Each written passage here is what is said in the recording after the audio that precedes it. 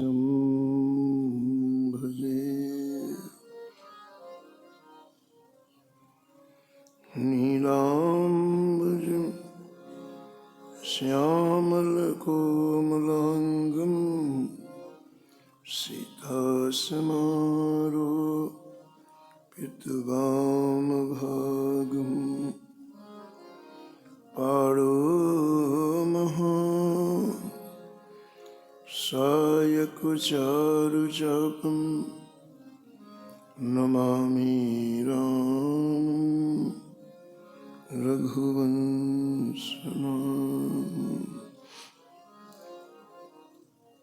यत्र यत्र रघुनाथकीर्तनं तत्र तत्र कृतमस्तकाञ्जलिं बाष्पवारि परिपूर्णलोचनं मारुतिं नमत राक्षसान्तकम्।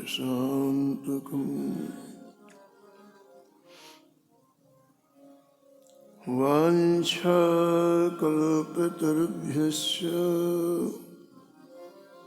कृपासिन्धुभ्यैव च पतितानां पावनेभ्यो श्रीवैष्णवेभ्यो नमो नमः। भक्त भक्ति भगवन्ते गुरु चतुर्नाम ये, इनके पदवंदन किए नासत विघ्न बने। हरिजु आय विराजिए कथा सुनहु इतिहास। तुम श्रोता या मान के तुम पद रज मम आस। तुम पीछे जो और हैं श्रोता हैं रसिखान, तिनके सकल मनोरथ पूरे वो श्री भगवान। राधे राधे गोविंद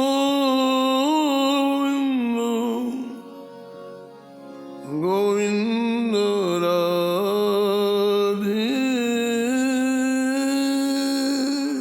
राधे राधे गोविंद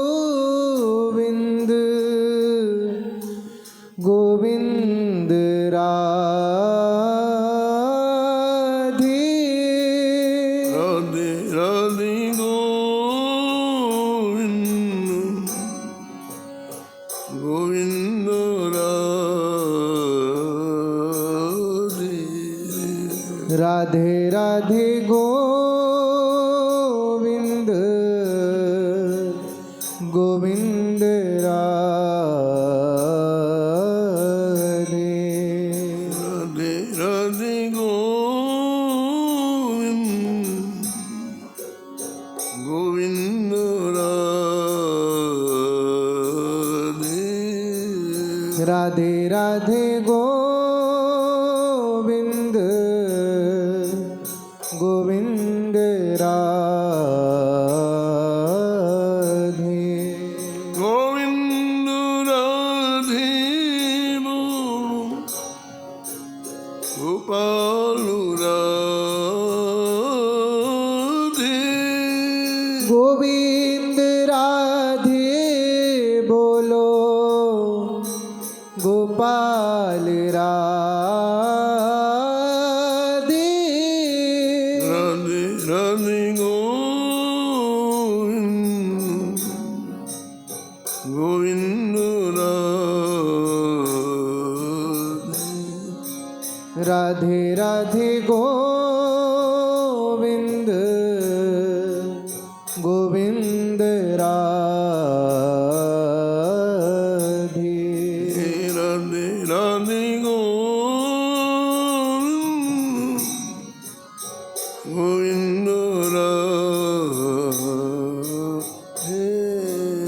राधे राधे गोविंद गोविंद राधे राधे राधे गोविंद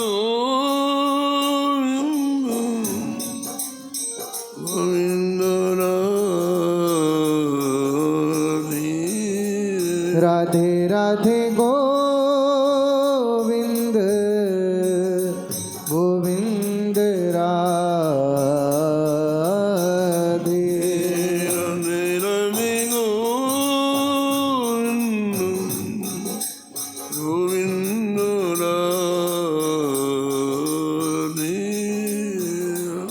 राधे गोविंद गोविंद राधे श्री जानकी वल्लभ लाल की जय श्री मंगल मूर्ति हनुमान जी महाराज की जय सपरिकर श्री भक्तमाल जी की जय सब संत भगवान की जय श्री स्वामी अग्रदास जी महाराज की जय श्री नाभाजी महाराज की जय श्री प्रियादास जी महाराज की जय श्री वृंदावन धाम की जय श्री बांके बिहारी लाल की जय श्री राधा वल्लभ लाल की जय श्री गिरिराज जी महाराज की जय श्री यमुने महारानी की जय श्री राम नाम महाराज की जय श्री महाराज जी की जय जय जय श्री राधे श्याम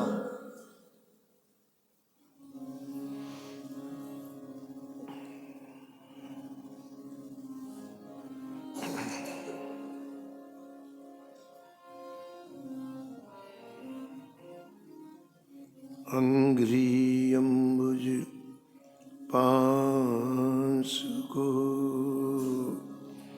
जन्म जन्म हो जाची हो अंग्री अम्बुज पांसु को जन्म जन्म हो जाच हो प्राचीन वर्य सत्यव्रत रहुगण सगर भगीरथ प्राचीन वर्य सतव्रत रहु गण सगर भगीरथ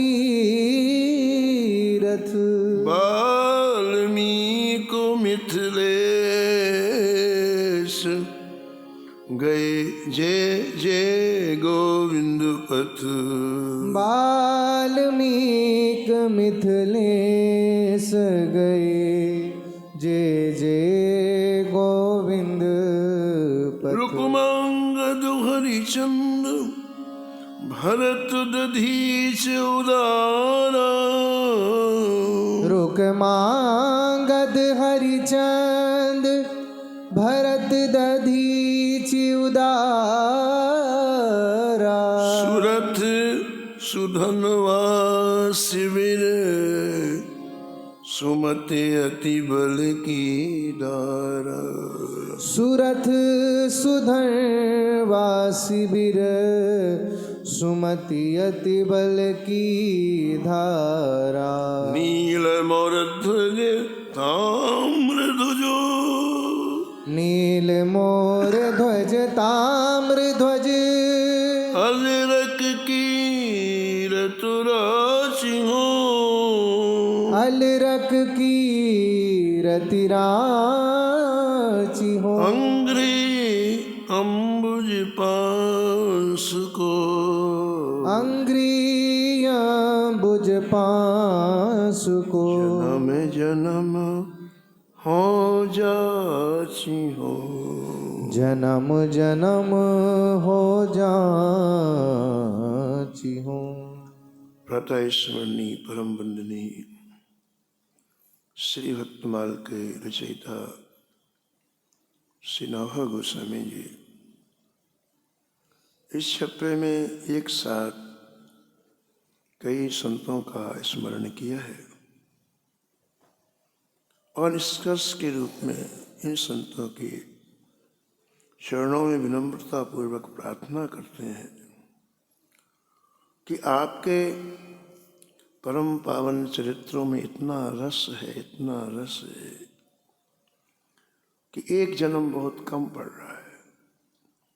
उस रस का आस्वादन करने के लिए एक जन्म यानी करीब करीब 100 वर्ष की आयु कम पड़ रही है।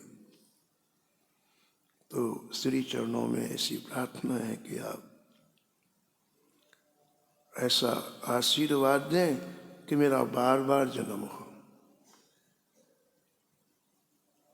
और मैं जहाँ भी जन्म लूँ वहाँ आपकी सन्निधि मिले, आप सब संतों की सन्निधि मिले, आप सब संतों की चरण रस का अभिषेक करने का सुअवसर प्राप्त हो और मैं आपकी इन चरित्रों में डूबा रहूं, तीरथ राशि हूं।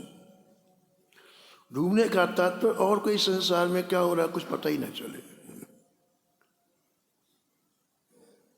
डूबने का तात्पर्य है संसार की किसी घटना का बोध ही ना हो, कहाँ क्या हो रहा है, कौन आ रहा है, कौन, बस इस रस में मैं निमग्न रहूं। ऐसा श्री नौहा जी महाराज इस छप्पे में अपने हृदय का भाव प्रकट करते हैं। इन नामों की श्रृंखला में एक नाम श्री सूरत और सुधनवा का है।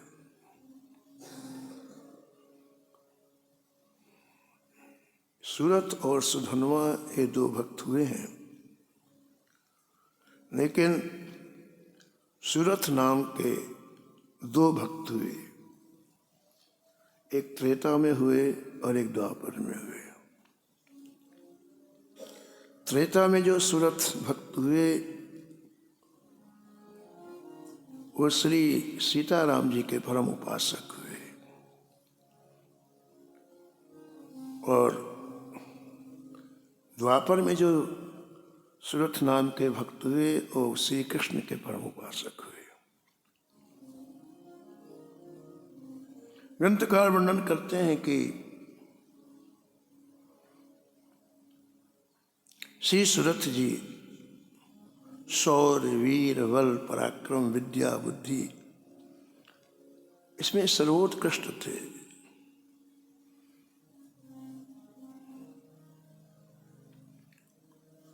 श्री ठाकुर जी की ऐसी कृपा, संतों की ऐसी कृपा, बचपन से श्री राम जी के प्रति प्रीता हुई। और प्रीता यदि बचपन से हो जाए तो आयु के साथ में बढ़ती है। जैसे जैसे आयु बढ़ेगी वैसे वैसे श्री ठाकुर जी चरणों में प्रीता बढ़ती है। चंद्रहास जी छोटे थे,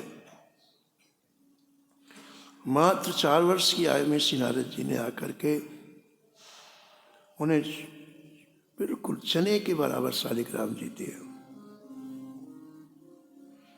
और कहा बेटे तुम इनको स्नान करा के जल पी लिया करो और जो मिले इनको भोग लगा के खाया करो। छोटे से बालक ने कहा मेरे पास घर नहीं, मैं इनको रखूंगा कहाँ। बोले भोग लगा के गाल में ही रख लिया करो, मुख में ही रख लिया करो।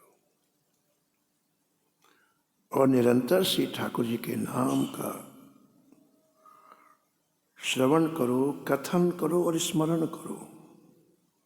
3 चीज का निर्देश, कथन, श्रवण, कथन और स्मरण। यदि आपने ईमानदारी से श्रवण किया है नाम का तो निश्चित रूप से आप स्मरण करेंगे। आप विटामिन वाली चीज़ें खाते हैं तो उसका प्रभाव शरीर में पड़ता है कि नहीं पड़ता है? दिखाई पड़ता है, एक खाया पिया व्यक्ति है। ऐसे जब आप ईमानदारी से भगवान के नामों को श्रवण करते हैं, निश्चित रूप से जानो आप स्मरण में डूब जाएंगे। और जो आपके अंदर वही तो कथन करेंगे। जिसमें आप डूबे हैं उसी का तो वर्णन करेंगे, तो आप कथन भी करेंगे। नारद जी को बैठ गई बात, चंद्रहास जी को नारद जी की बात बैठ गई। और देखो जैसे जैसे आयु बढ़ी वैसे वैसे उसमें डूबते रहे। हमने एक दिन आपके चरणों में कहा था कि ठाकुर जी के प्रेम की प्राप्ति के लिए कथा जननी है, माँ है।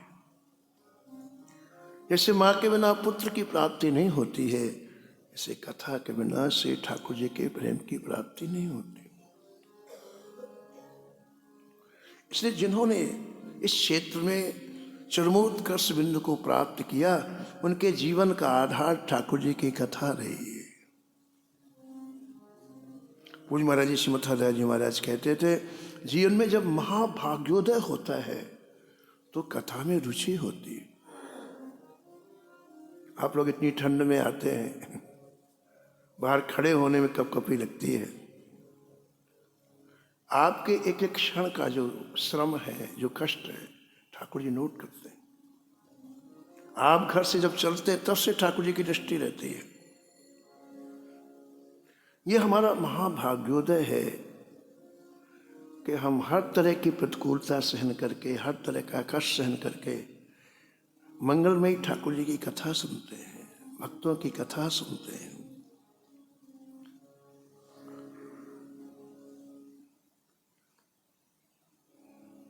कथा से एक रस की प्राप्ति होती है जो प्रेम को पुष्ट करता है। ब्रजांगनाओं से पूछा कि जब श्री कृष्ण ने तुम्हें इतना धोखा दिया है, छोड़ के चले गए, तो तुम उनकी कथा क्यों कहती हो? कथा क्यों आपस में सुनती हो? क्यों कथा कहती हो आपस में? छोड़ो। ब्रजांगनाओं ने कहा, यदि कथा बंद कर देंगे तो प्राण चले जाएंगे। कथा हमारा जीवन है, कथा हमारा प्राण है। तो ये सुरथ नाम के राजा थे, लेकिन इन्होंने पूरी प्रजा में ऐसा श्री ठाकुर जी की भक्ति का प्रचार प्रसार किया कि संपूर्ण राज भक्त बन गया। इससे बड़ा उपकार कोई नहीं जीव का। किसी भी तरह से आप उसकी चित्तवृत्ति ठाकुर जी में लगाओ, आगे चल के बहुत बड़ी खाई है, बड़ा दुख है। न कोई पूछने वाला है, न कोई सुनने वाला है, न फिर अकेले ही सब कुछ करना है। तो व्यक्ति तैयारी कर लेता है ना, तो बहुत कुछ मामला हल हो जाता है। ये तैयारी श्री सुरथ जी ने पूरी प्रजा से भगवान की भक्ति कराई, ऐसा ग्रंथकार लिखते हैं।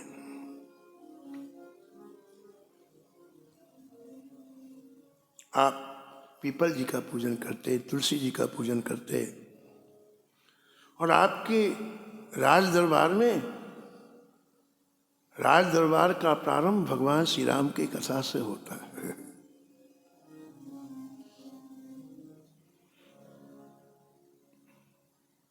एक बार नारद जी एक राजा के राज्य में आए,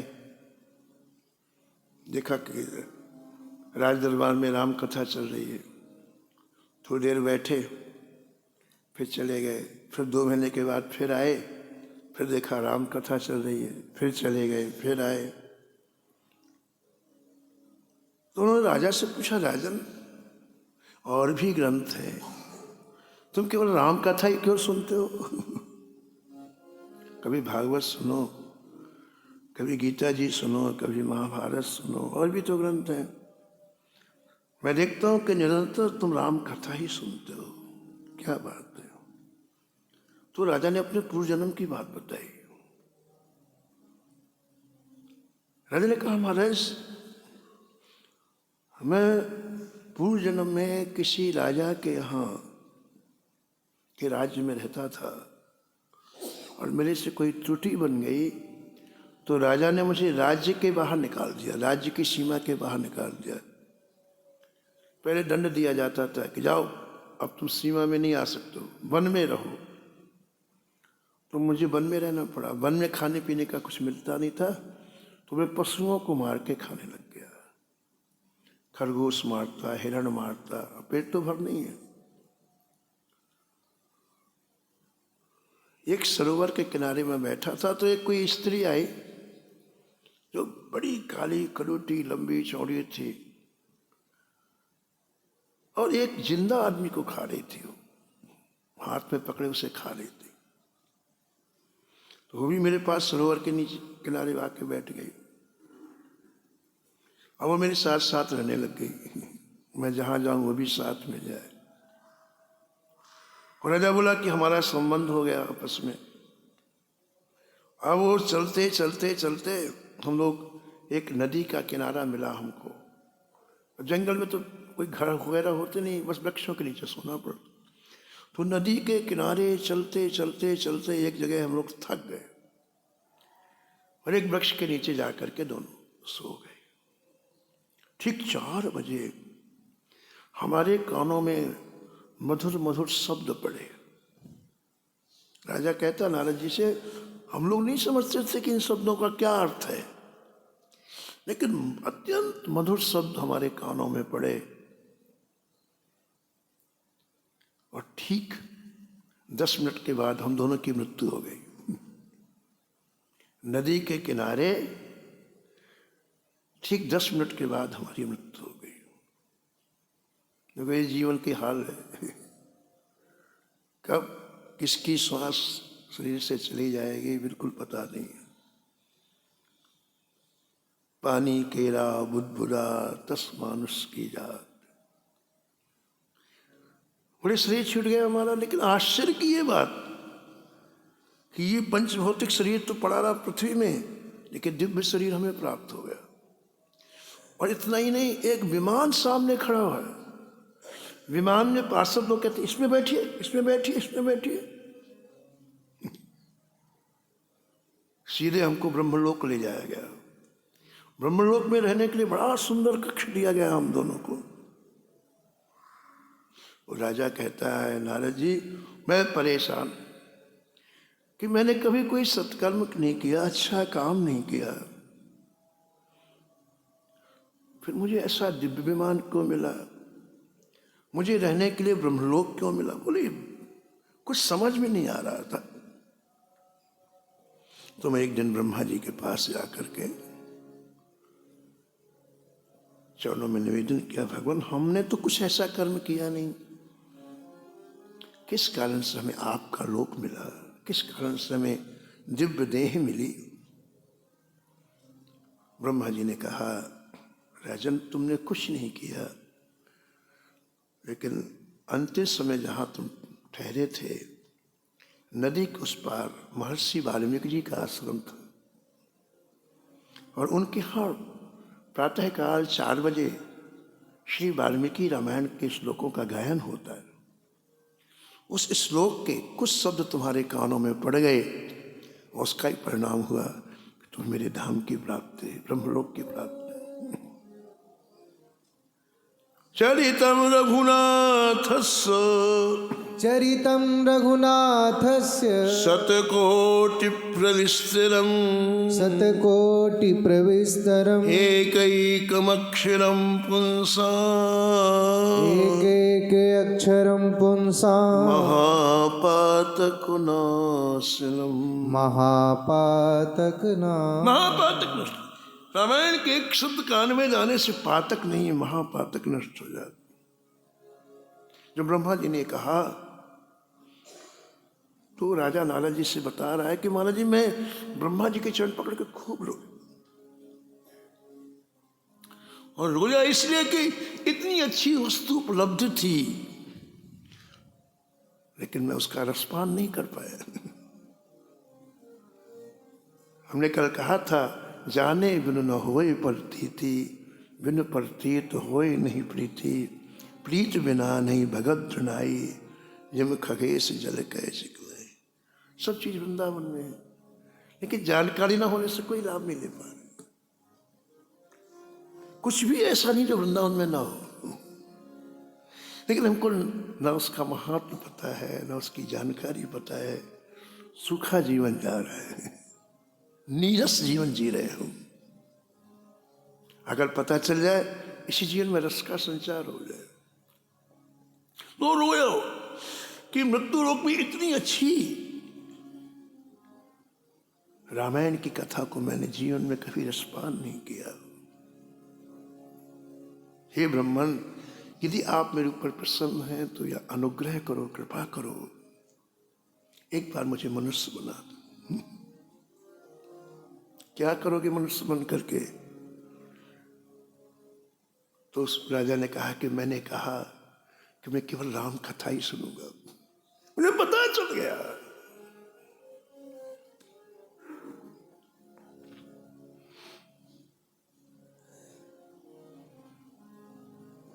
ऐसे ही श्री सुरथ जी थे, जिनको बचपन से भगवान की कथा में रस आ गया, इसलिए वो संपूर्ण प्रजा में भगवान की कथा का विस्तार कराया और स्वयं राज दरबार में घंटों कथा होती। व्यक्ति जब श्रेष्ठ कार्य करता है तो उसकी परीक्षा होती है। संपूर्ण विश्व को धारण करने वाली धर्म इनकी परीक्षा करने के लिए इनकी राजधानी में एक त्यागी तपस्वी का रूप धारण करके आए। केवल कोपीन शरीर में बड़ी बड़ी जटाओं और एक कमंडल, खुला हुआ शरीर। राज दरबार में राम कथा चल रही थी और वो एक तपस्वी के रूप में प्रवेश किया।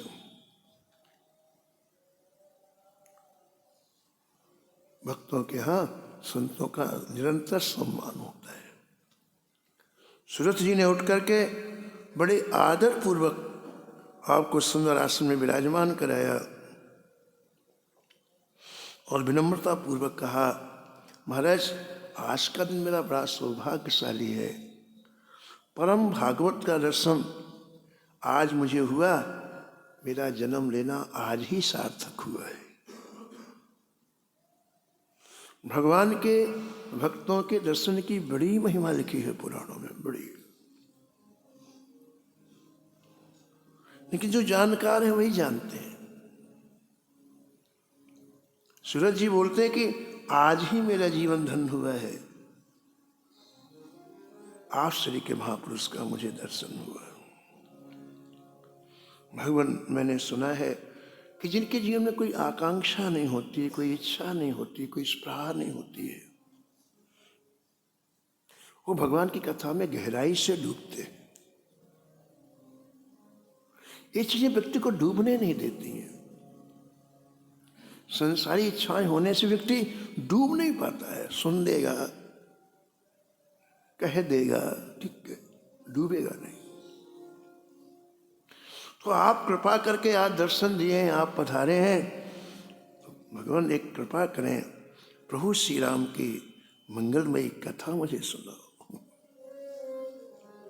अब वो श्री राम कथा अति पावन, अब श्री राम कथा अति पावन, अब श्री राम कथा अति पावन, अब श्री राम कथा अति पावन, सदा सुखद दुख पुंज नसावनी, सदा सुखद दुख पुंज नसावनी, सदा सुखद दुख पुंज नसावनी, सदा सुखद दुख पुंज नसावनी, पुंज नसावनी।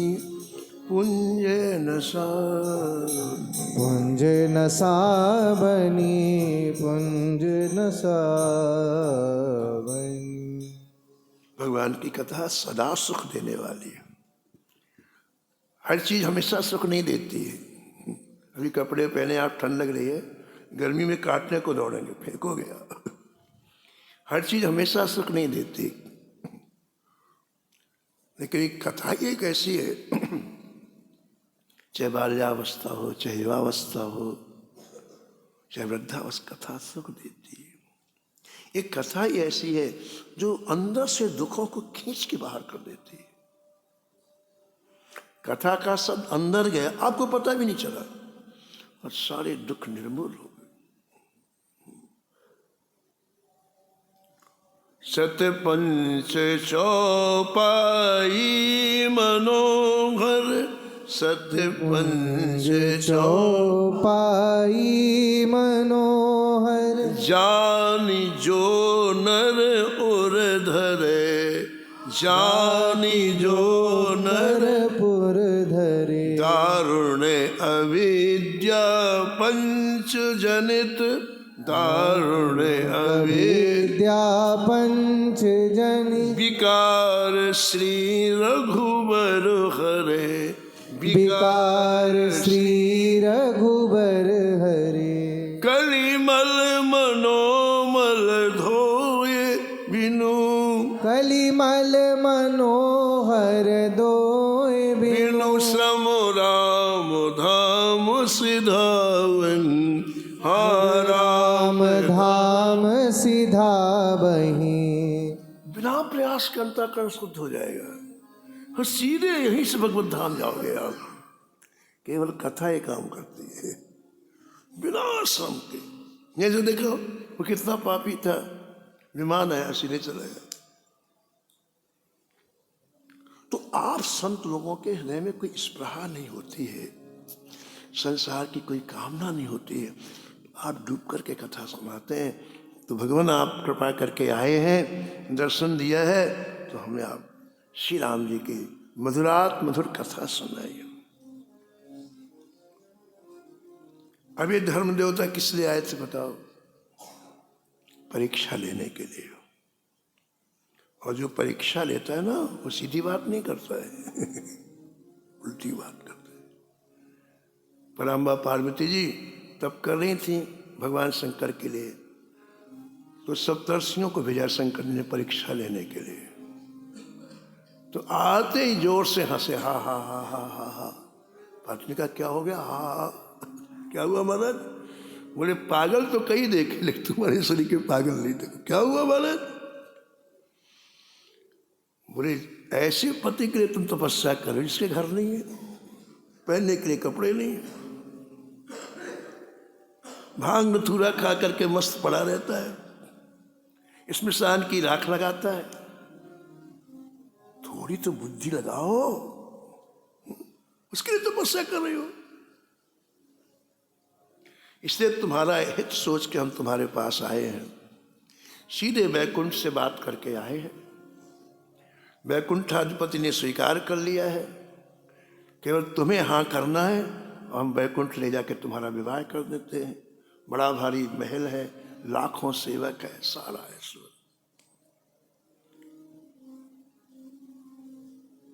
तो क्या कहा पराम्बा पार्वती जी ने?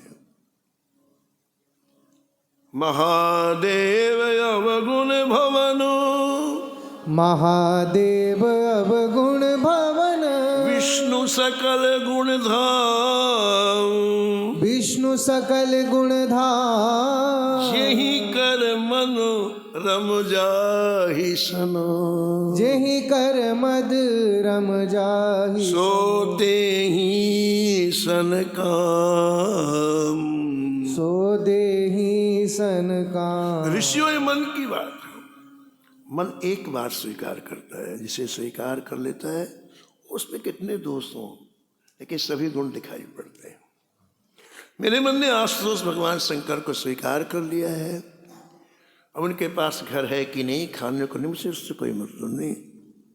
भगवान विष्णु के पास सब कुछ है, लेकिन मेरे मन ने स्वीकार नहीं किया। तो मैं शंकर जी को ही पति के रूप में वर्ण करूंगा। बोले वो ना विवाह करें तो, उन्हें मना कर दिया तो, बोले ठीक है अगला जन्म लेके फिर करूंगी तपस्या। फिर नहीं किया, फिर करूंगी। कितने जन्म लोगे? बोले 1 करोड़। कोटि जन्म लगी रगर हमारी।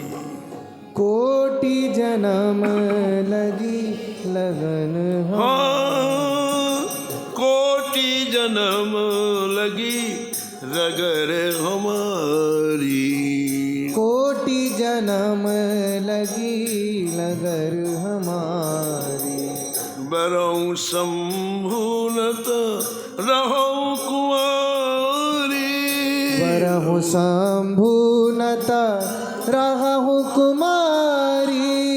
रहूं कुंवारी, रहूं कुंवारी।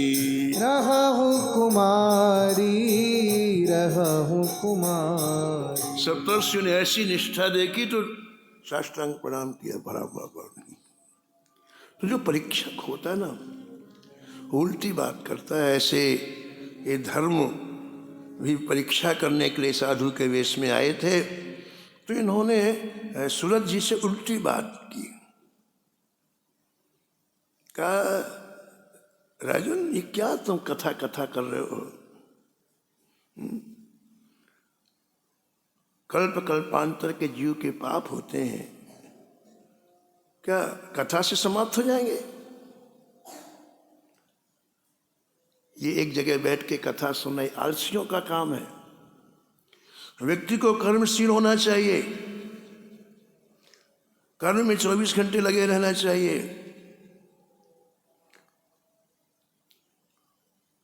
इसलिए ये बकवास छोड़ो तुम कथा की और कर्म का आश्रय लो। कर्म प्रधान विश्व रचि राखा, जो जस करे तो तस फल चाखा। अपने अपने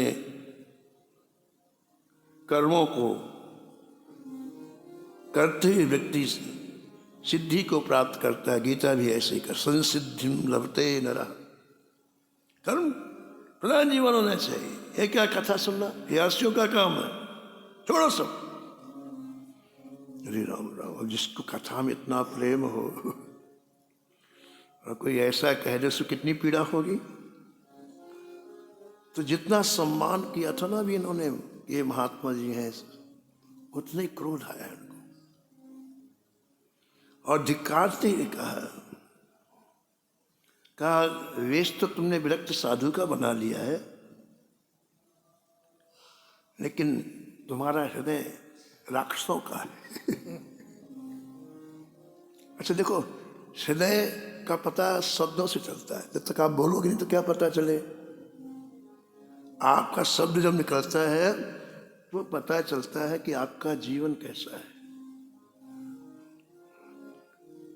संत लोग कहते हैं कि शब्द व्यक्ति के व्यक्तित्व का दर्पण होता है। जैसे दर्पण के सामने आप खड़े हो जाओ ना तो चेहरा दिखाई पड़ता है। ऐसे आपके मुख से शब्द निकलते ही समझदार व्यक्ति समझ जाता है आपके जीवन का स्तर क्या है। उसको कुछ पता नहीं लगाना।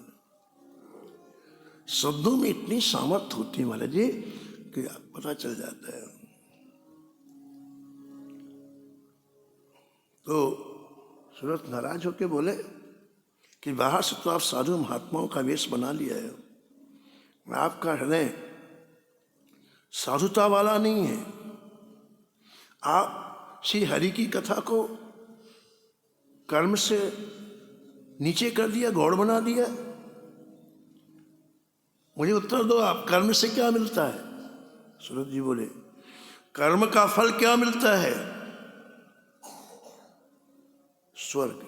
स्वर्ग सुकृतई का फल विनय पत्रिका में लिखा है। जितने हम पूर्ण करते हैं, जितने पूर्ण कर्म करते हैं, उसका फल केवल स्वर्ग है, इसके आगे नहीं है। और स्वर्ग की बात छोड़ो, ब्रह्मलोक तक व्यक्ति को जाने के बाद वापस मृत्यु लोक में आना पड़ता है। लेकिन जो भगवान की कथा सुनता है, जो भगवान का भक्त है, वो तो भगवान के लोक को प्राप्त करता है। यदि गत्वा न निवर्तन्ते तद्धाम परमं मम। ये भगवान के श्रीमुख का वाक्य है। न मे भक्तः प्रणश्यति, मेरे भक्त का कभी पतन नहीं होता है। ठाकुर ने गारंटी दी है गीता में, मेरा भक्त बन जाएगा उसको मैं पतन नहीं होने दूंगा। तो जो लोग भगवान की इस वाणी को सुनने के बाद भी भगवान का भजन नहीं करते, कहते हो अभागी है, माया ने अपनी गिरफ्त में ले लिया है, मतिमंद है। जे न भजहि अस प्रभु भ्रम त्यागी, जीव भजहि अस प्रभु भ्रम त्यागी। हाँ, जे न भजहि अस प्रभु भ्रम त्यागी, जे न भजहि अस प्रभु भ्रम त्यागी। माया बसु मतिमंद अभागी, माया बस मतिमंद अभागी। हाँ, माया बसु मतिमंद अभागी, माया बस मतिमंद अभागी। श्री सूरज जी कह रहे हैं कि अनंत काल तक उन्हें नरकों में रहना पड़ेगा, और नरक की आत्माओं भोगने के बाद भी कभी दुखों से छुटकारा नहीं मिलता है। कितनी बड़ी खाई है हमारे जीवन के आगे, हमें कोई मतलब नहीं, खाओ पियो मौज करो, पता नहीं कितने साल की मौज है। ये अविवेक, सामने वाला खतरा दिखाई ना पड़े, ये अविवेक है, ऐसा सूरज जी ने कहा। तो धर्म जो आए थे, धर्म देवता आए थे ना परीक्षा लेने के लिए साधु के वेश में, आज सूरज जी के भाव सुनकर गदगद हो गए, अति प्रसन्न हो गए, और वो त्यागी का रूप गायब हो गया, साक्षात धर्म देवता के रूप में प्रकट हो गए। सिर के ऊपर हाथ रखा सूरज जी के और कहा, मैं बहुत प्रसन्न हूं, मांगो तुम्हें क्या चाहिए। देखो आपको कथा कितना निष्काम बना देती है, आपके अंदर कितनी बड़ी कार्रवाई हो जाती है आपको पता ही नहीं। धर्म कह रहे हैं तुमको जो मांगना हो मांगो, और सूरज जी ने क्या मांगा इस पर ध्यान दो आप, ये कथा से ही संभव है। सूरज जी ने कहा कि जय जय, यदि आप प्रसन्न हैं तो मुझे आप वरदान दे दो कि जब तक मुझे श्री राम जी का दर्शन ना हो मेरी मृत्यु ना हो। ये भी सीखना चाहिए भक्तमाल से। यदि अभी बिहारी जी प्रकट हो जाए तुमको क्या मांगना है, अभी हमारे श्री जानकी वल्लभ जी प्रकट क्या मांग, ये भी सीखना चाहिए।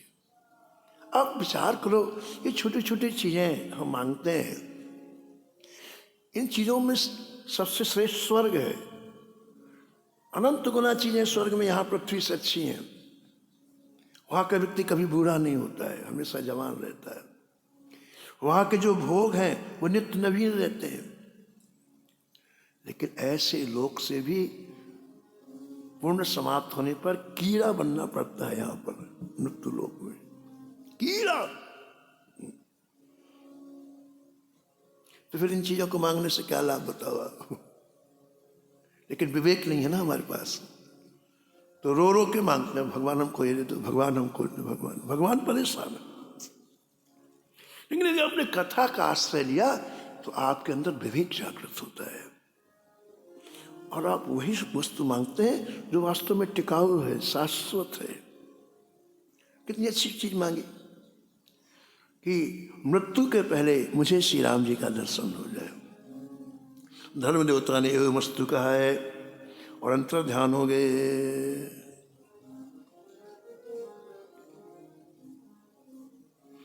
जय जय राम कृष्ण हरि, जय जय राम कृष्ण हरि, जय जय राम कृष्ण हरि, जय जय राम कृष्ण हरि। जय जय राम कृष्ण हरि, जय जय राम कृष्ण हरि, जय जय राम कृष्ण हरि, जय जय राम कृष्ण हरि। जय जय राम कृष्ण हरि, जय जय राम कृष्ण हरि। जय जय राम कृष्ण हरि, जय जय राम कृष्ण हरि। जय जय राम कृष्ण हरि, जय जय राम कृष्ण हरि। जय जय राम कृष्ण हरि, जय जय राम कृष्ण हरि। जय जय राम कृष्ण हरि, जय जय राम कृष्ण हरि, जय जय राम कृष्ण हरि, जय जय राम कृष्ण हरि। जय जय राम कृष्ण हरि, जय जय राम कृष्ण हरि, जय जय राम कृष्ण हरि, जय जय राम कृष्ण हरि। ये त्रेता के सूरत है जब भगवान श्री राम धराधाम में। तो जब लंका में रावण को मारा ठाकुर जी ने और वापस भगवान का राज्याभिषेक हुआ श्री अयोध्या जी में, तो भगवान श्री राम ने अश्वमेघ यज्ञ किया। अश्वमेघ यज्ञ में एक घोड़ा छोड़ा जाता है और उसके ललाट पर एक लेख रहता है कि जो कोई इस घोड़े को पकड़ेगा उसको हमारी सेना के साथ युद्ध करना पड़ेगा। विशाल सेना, श्री शत्रुघ्न जी, श्री हनुमान जी, अंगद जी और अनेक लोगों के साथ में निकली। देश देशांतर भ्रमण करते हुए किसी ने घोड़े को नहीं पकड़ा। अयोध्या का घोड़ा है, प्रभु श्री राम का घोड़ा है। वो घोड़ा पूरे देशों में घूम के जब आएगा तब अश्वमेघ यज्ञ होगा। वो विजय का प्रतीक है। तो ऐसे देश देशांतर में घूमता हुआ घोड़ा, वो जहां के राजा सुरथ थे उसका नाम था कुंडनपुर। कुंडनपुर पहुंचा तो महाराज सुरथ ने उस घोड़े को पकड़ लिया।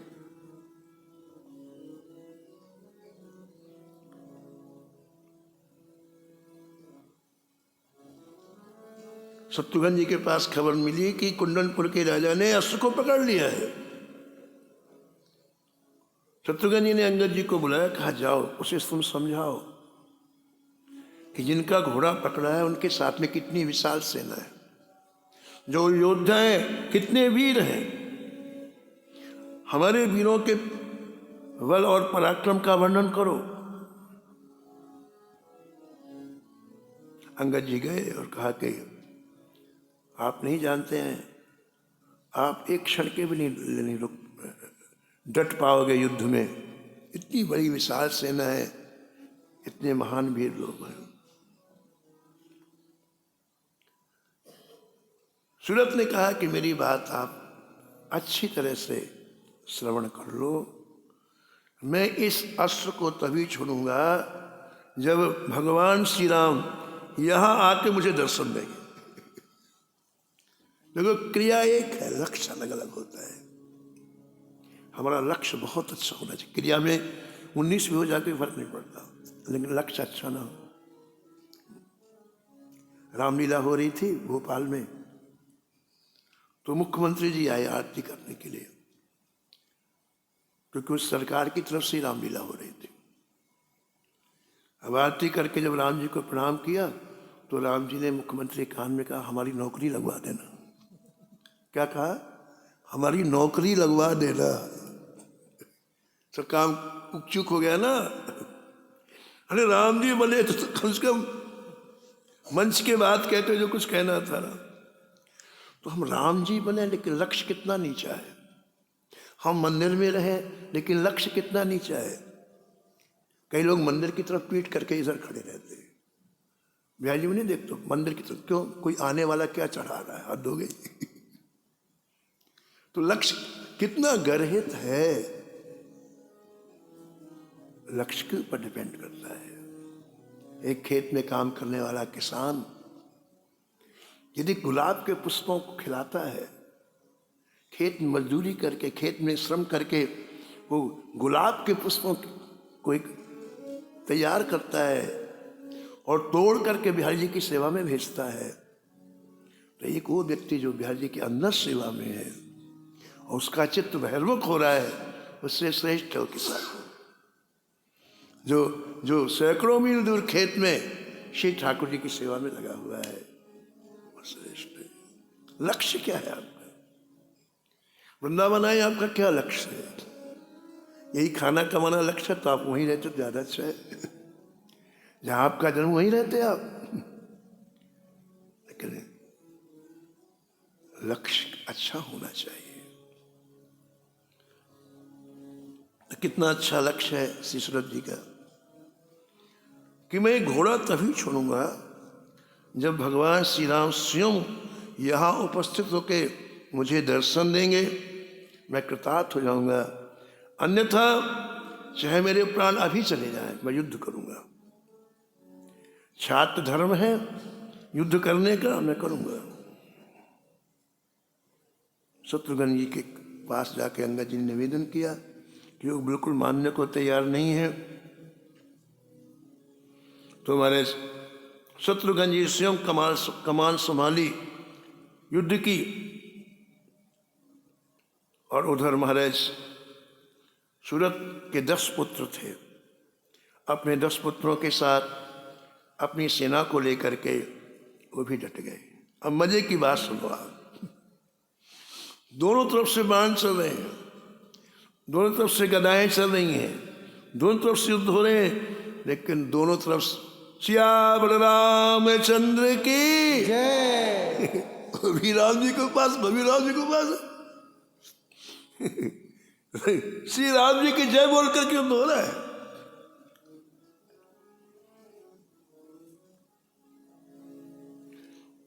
सूरत ने देखा कि अयोध्या की सेना के पास सामान अस्त्र नहीं है, दिव्य अस्त्र शस्त्र है, और इन दिव्यास्त्रों के सामने हमारी सेना टिक नहीं पाएगी। सामान शस्त्रों का तो बदला दिया जा सकता है, लेकिन जो दिव्यास्त्र होते हैं उनसे जूझना बड़ा मुश्किल होता है। देख लिया कि इन दिव्यास्त्रों के सामने हमारी सेना टिक नहीं पाएगी। अब देखो, एक भक्त का विवेक देखो, तो उसी युद्ध के मैदान में सूरत जी ने श्री ठाकुर जी का स्मरण करते हुए कहा कि जय जय, आपसे बड़ा आपका नाम है।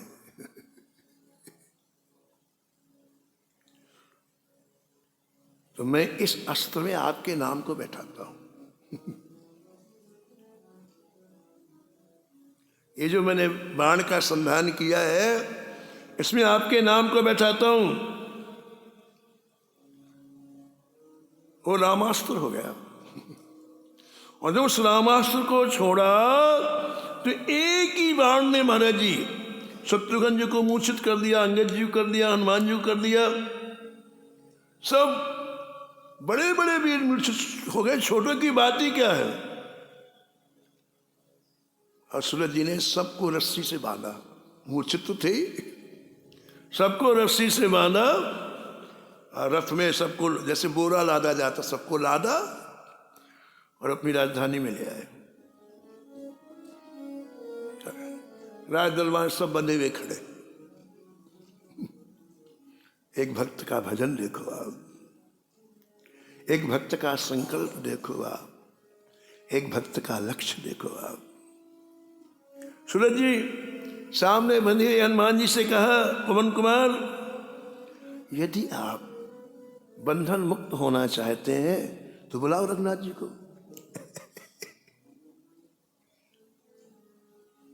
हनुमान जी लेके लेके गुजारा नहीं है, इसके सामने हमारा गुजारा नहीं है। तो हनुमान जी बंधे बंधे आंख बंद की, कहा, हे भक्तवांछा कल्पतरु प्रभु, जल्दी आओ, तो प्राणप्रिय हनुमान जी के अंतर्मन की करुण पुकार राम जी के कान में पड़ी। अरे हनुमान जी बुला रहे हैं।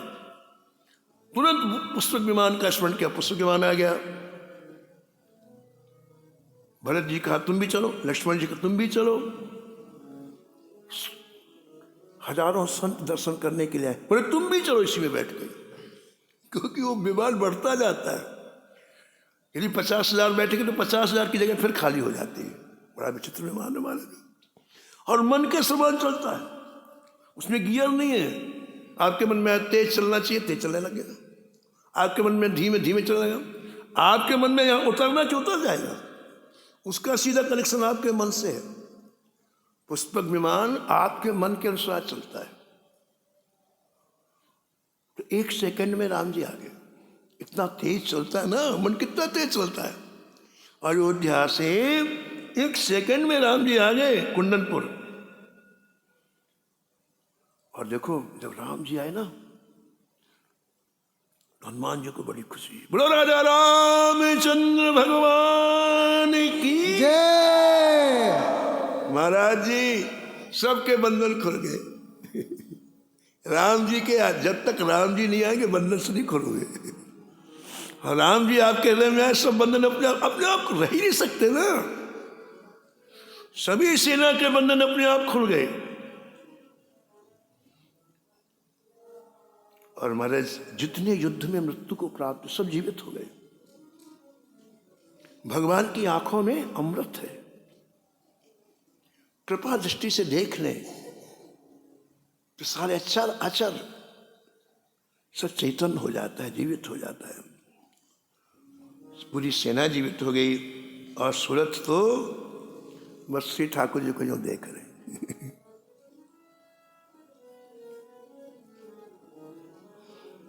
प्रभु कब से मैं प्रतीक्षा कर रहा हूं। देखे विनय प्रभु कर्ण न परत है। देखे बिनय प्रभु कल ना परत है। भई क्षमा सीने भई क्षमा सिरे।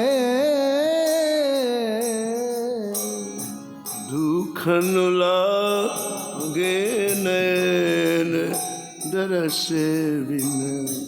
दुखन लागे नैन। हाँ दुखन लागे नैन। दरस बिन। दुखन लागे नैन। मीरा के प्रभु कब रे मिलोगे। मीरा के प्रभु कब रे मिलोगे। कब रे मिलोगे। कब रे मिलोगे। कब रे मिलोगे। कब रे मिलोगे। दुख मेटन सुख है। दुख मेटन सुख है। दुखन लागे नैन दरस बिन। दुखन लागे नैन दरस बिन। दुखन लागे नैन। श्री सूरज जी टकटकी लगा के ठाकुर जी को देख रहे हो।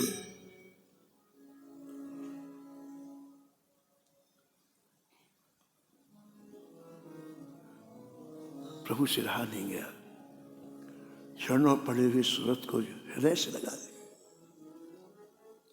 अपने प्रेमाश्रुओं से सूरत को स्नान करा दिया।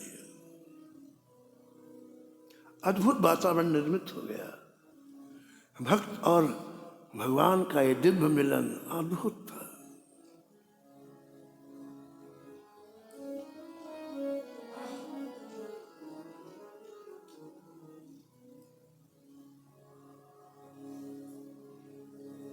संपूर्ण परिकर के साथ सूरज जी को दर्शन हुआ है। और जब आपने स्तुति की राम जी की,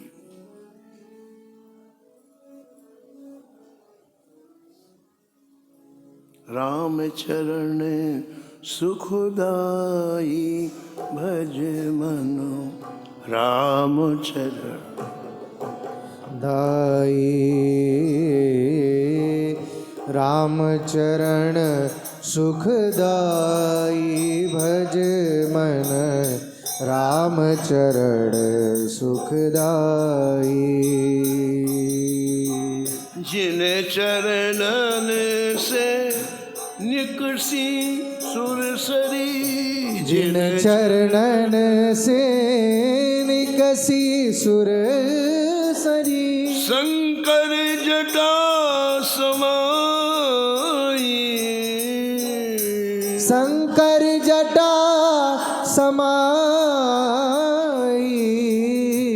जटा शंकरी नाम परो है, जटा शंकरी नाम परो। जय जय त्रिभुवन तारण आई, त्रिभुवन तारण आई। राम चरण सुखदाई भज मनो, राम चरण सुखदाई भज मन, राम चरण सुखदाई भज मन, राम चरण सुखदाई। जिन चरणन की चरण पादुका, जिन चरणन की चरण पादुका, भरत रहे मन लाई, भरत रहे मन लाई। सोई चरण केवट ध्वलीनो, सोई चरण केवट ध्वनीनो, जय जय तब हरि नाम चलाई, तब हरि नाम चलाई। राम चरण सुखदाई भज, राम चरण सुखदाई भज मन, राम चरण सुखदाई भज मन, राम चरण सुखदाई भज मन, राम चरण सुखदाई। सुख सनकादिक अरु ब्रह्मादिक, सुख सनकादिक अरु ब्रह्मादिक, सुख सनकादिक अरु ब्रह्मादिक, सुख सनकादिक अरु ब्रह्मादिक, शेष सहस मुख गाई, शेष सहस मुख गाई। तुलसीदास मारुत सुत महिमा, तुलसीदास मारुत सुत महिमा, जय जय निज मुख ते प्रभु गाई, निज मुख ते प्रभु गाई। राम चरण सुखदाई भज मनो, राम चरण सुखदाई भज मन, राम चरण सुखदाई, हाँ राम चरण सुखदाई। जय जय जय जय राम चरण सुखदाई, राम चरण सुखदाई भज मन, राम चरण सुखदाई। सूरत की भक्ति की प्रशंसा राम जी ने की है।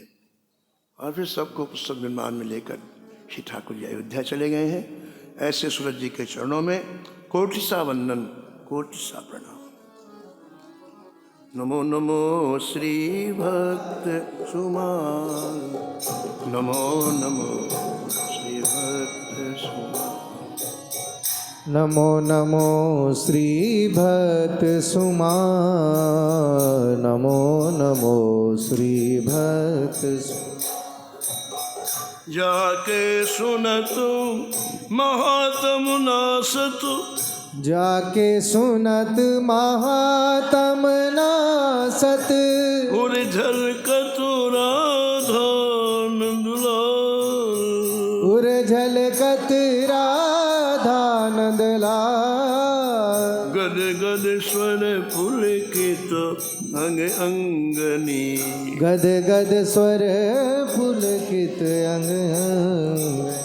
लोचन बरसत आंसू अनुजाल, लोचन बरसत सुवन जाल। उतर जात अभिमान ब्याल विष, उतर जात अभिमान ब्याल विष। लेत जीवान सुरस तेहि काल, लेत जीवाय सुरस तिहि काल। होत प्रीत हरि भक्त जनन सो, होत प्रीत हरि भक्त जनन सो। लेत शीघ्र हटि शरण प्रछाल, लेत शीघ्र हठि चरण प्रछाल। तजत कुसंग लेत सत्संगति, तजत कुसंग लेत सत्संगति। भाग जगत को अद्भुत भाग, भाग जगत को अद्भुत भाग। निशिवासर सोवत अरु जागत, निशिवासर सोवत अरु जागत। रोम रोम हुए करत निहार, रोम रोम हुए करत निहार। श्री अग्र नारायण दास प्रिया प्रिया, श्री अग्र नारायण दास प्रिया प्रिय। प्रगति जीवन रसिक रसाल, प्रगति जीवन रसिक रसाल। नमो नमो श्री भक्त सुमान, नमो नमो श्री भक्त सुमान। श्री राम जय राम जय जय राम, श्री राम जय राम जय जय राम। हाँ, श्री राम जय राम जय जय राम। श्री राम जय राम जय जय राम। श्री राम जय राम जय जय राम, श्री राम जय राम जय जय राम। श्री राम जय राम जय जय राम। श्री राम जय राम जय जय राम। जय जय श्री राम जय राम जय जय राम, श्री राम जय राम जय जय राम।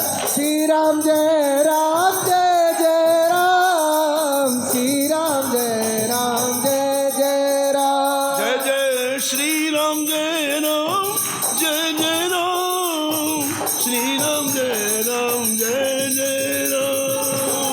श्री राम जय राम जय जय राम। श्री राम जय राम जय जय राम। श्री जानकी वल्लभ लाल की, श्री मंगलमूर्ति हनुमान जी महाराज की, सपरिकर श्री भक्तमाल जी की।